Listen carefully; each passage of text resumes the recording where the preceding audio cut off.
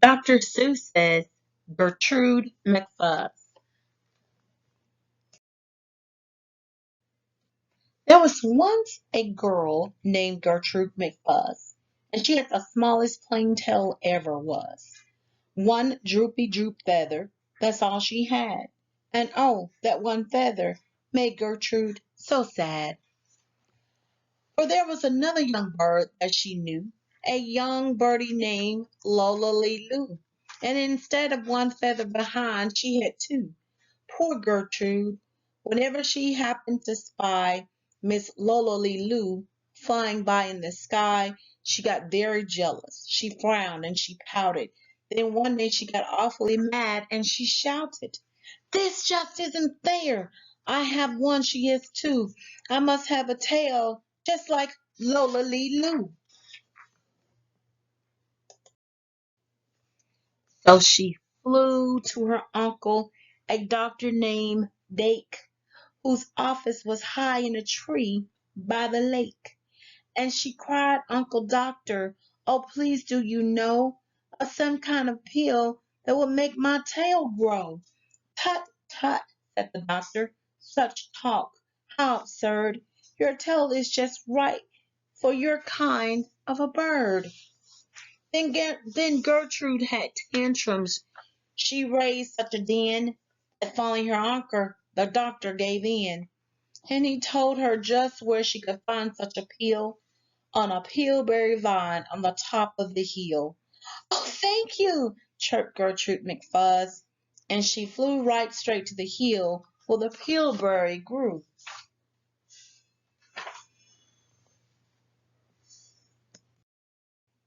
Yes, there was the vine, and as soon as she saw it, she plucked off a berry. She started to gnaw it. It tasted just awful, almost made her sick. But she wanted that tail, so she swallowed it quick. Then she felt something happen. She felt a small twitch, and if she'd been tapped down behind a switch. And Gertrude looked around and she cheered. It was true, two feathers, exactly like Lola Lee Loo. Then she got an idea. "Now I know what I'll do. I'll grow a tail better than Lola Lee Loo. These pills that grow feathers are working just fine." So she nibbled another one off of the vine.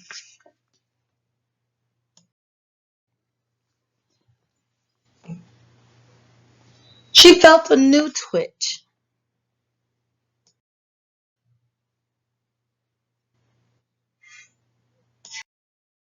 She felt a new twitch, and then Gertrude yelled, "Wee! Miss Lala was just two. I have three. When Miss Lily Lou sees this beautiful stuff, she'll fall right down flat on her face. Sure enough, I'll show her who's pretty. I certainly will. Why, I'll make my tail even prettier still." She snatched at those berries that grew on the vine. She gobbled down four, five, six, seven, eight, nine, and she didn't stop eating, young Gertrude McFuzz, till she'd eaten 3 dozen. That's all that there was.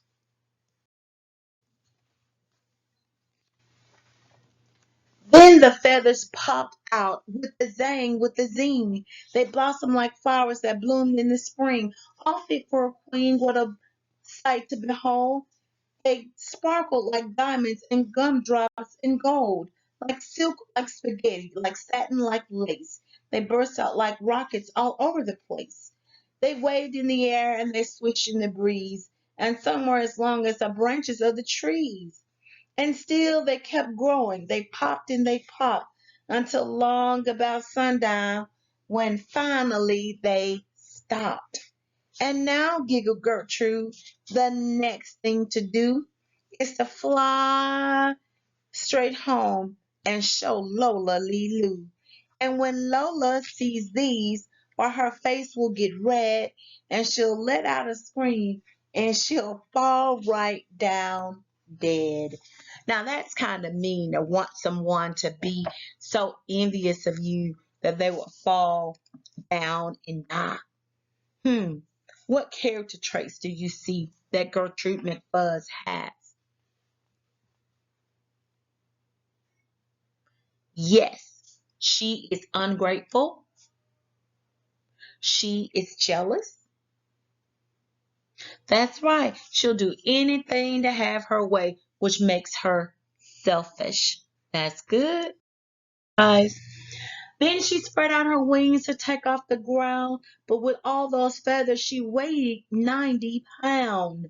She yanked and she pulled and she let out a squawk, but that bird couldn't fly, couldn't run, couldn't walk. And all that night she was stuck on that hill. And Gertrude McFuzz might be stuck up there still. If her Uncle Dick hadn't heard the girl yelp, he rushed to her rescue and brought along help.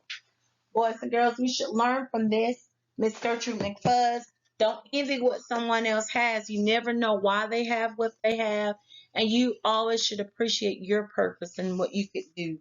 If you're trying to grow longer hair, wash your hair, take care of it, help it to grow, do the things that you need to do, eat healthy, love the skin that you are in. Let's read on to see what happens to Gertrude. To lift Gertrude up almost broke all of their beaks. And to fly her back home, it took almost 2 weeks. And then it took almost another week more to pull out those feathers. My, Gertrude was sore.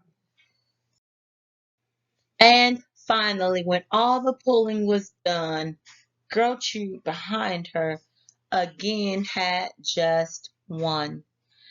That one little feather she had as a starter. But now that's enough because now she is smarter. What do you think Gertrude McFuzz learned from that lesson? That's right. To be thankful, to be yourself, to be content. Love the skin you're in. Awesome. Awesome. Good night, Lounge.